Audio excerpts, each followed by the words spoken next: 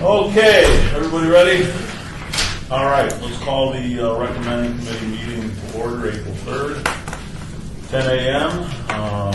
Open meeting law, we're in compliance? Correct. Yes, we are. All righty. So we have one item.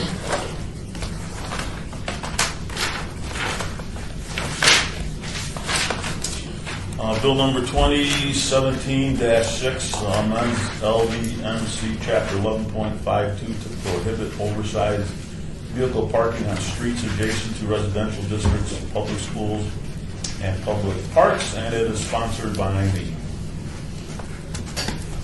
Who wants to say something? Good morning, Councilman Anthony. For the record, Bill Arntz, Director, Economic and Urban Development. With me today is Parking Services Manager Brandy Stanley, who's been working on this item, so I'm going to ask her to come over and summarize what this ordinance would do.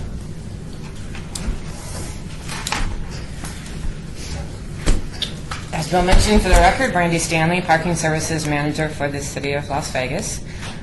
Just in brief, this ordinance is intended to address a problem that we've been having in greater and greater numbers over the last several years of oversized vehicles, semi-trucks, most particularly parking adjacent to homes, schools, and parks in the city's neighborhoods. To a large extent, a lot of these problems we have not been able to address because the city's definition of a residential street only applies to the inner neighborhood streets. So some of the streets that run adjacent to a neighborhood or parks and schools, while they may be in the middle of residential districts, are actually not considered part of what we can enforce. So there have been a couple of instances where, say, someone drives a semi-truck and parks right outside a person's house, and they're not on the inner neighborhood street, but they start it up every morning at 3 o'clock in the morning, which wakes up the residents and creates a little bit of a quality of life issue. So what we're proposing to do is to expand the prohibition for oversized vehicles to any street with 300 feet or more of residential frontage and any street adjacent to a school or a park. The prohibition includes provision for us to post locations which we know we need to allow these vehicles. For instance, over on Caliche by Betty Wilson Park, there is a street that does have 300 feet of residential frontage behind a shopping center, and during the daytime a lot of the trucks will queue up there to load into the grocery store. And that's not really an issue, and it's also necessary for the shopping center. So we have the ability to post exemptions to this restriction. We did a business impact. It was sent out. There were a few calls for clarification. We did receive a letter from the Owner-Operator Independent Drivers Association. It was a letter in opposition. On February 27th, I had a call with them and explained a little bit more about what we were trying to accomplish. Ultimately, they agreed with our ordinance and actually offered their services to help communicate the new ordinance to their membership. So that's where we're at. So if you go up to Ward 4, there's Fort Apache and Gowan. That's right in the middle of residential, but that is a big street, so you don't have houses actually on Fort Apache and Gowan. You have the back of the houses. So if you go up there today, there are 5 18-wheelers parked there, right up Fort Apache and Gowan. And they're using them like truck stops. I mean, that's what they do. They park them there. Somebody picks up the driver. They go home. They store them there for a couple of days, and then they go do their thing. And that's what this is addressing, right? That is what this is addressing. And it's parked right up next to people's houses. I mean, it's and I can understand why they're doing it, because they don't have to pay any truck stop fees, and it's more convenient for them. But we can't have this anymore. So I appreciate you putting this together. Can I ask a question? Sure, yeah. And then I'll open it for public comment. Oh, sure. The question, I guess, is, was 300 feet a critical number or average number? Or how did we get that one? What we did, Noise? the 300 feet is actually taken from the NRS definition of a residential district. So where we could, we stayed as closely as possible to the NRS. Okay. Question. What about independent truckers who do, let's say, just take their truck home? they pick up their trailer someplace else, or they store it someplace else, or they pick up a new trailer every day or whenever to take it to a destination, but their truck is their transportation. Are they allowed to park their truck near their home, or is I don't know what they really said in terms of now supporting the ordinance. Did you tell them that they would be able to park their truck as long as it didn't have an 18-wheeler attached to it, or a trailer attached to it?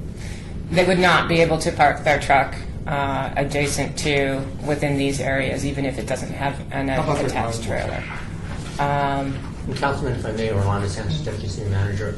I used to be in charge of code enforcement. I think there's something in the books that allows a certain weight requirement that you can park in a city residence, and I think semis are not allowed within just because of the weight structure in it. The total weight of a semi. No, it's not in the rig itself, but I will find out. I can get that information from you.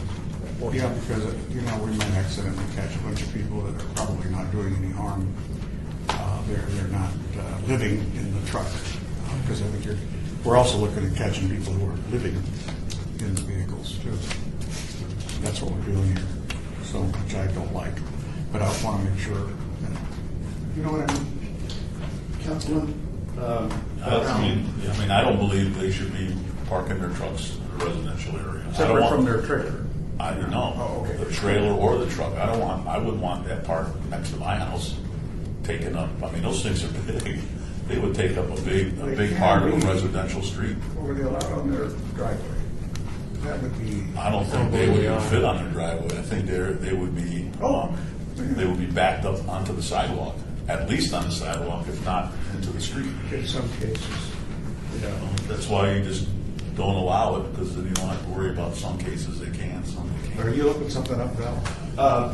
Yes, Valsky, Deputy City Attorney. I was just going to say that the existing code, even if not amended, would not permit anything longer than 24 feet or more than 8,000 pounds in front of their house, unless their house happens to be on one of these streets that Brandy identified. But already, we're not disturbing the existing rules. Oh, good, okay. There may be an ability to park on site. We'd have to probably check the zoning regulations, because they're the ones that would The govern HOAs wouldn't allow it. but- on-site We don't have any parking. But HOAs we're not on disturbing, any of those rules. The only thing we're doing is expanding the rules to pick up these streets that have been discussed. All right. And then, Councilman, again, when I was in code enforcement, that was a big complaint from the residents about starting their tractor trailers and I know. their back walls and waking them up at 3 in the morning. Like Brandon said. So if this does pass the city council, what would be the penalties? What's the penalty for doing this? The standard penalty under this section is, I believe, a $75 citation. In terms of enforcement, because it is a change, we would start with warnings. We would address any vehicles that are parked on these streets, which they know they have been for a while. We would make sure that we address them with warnings, so that they didn't all of a sudden start getting parking tickets for something they weren't necessarily aware of.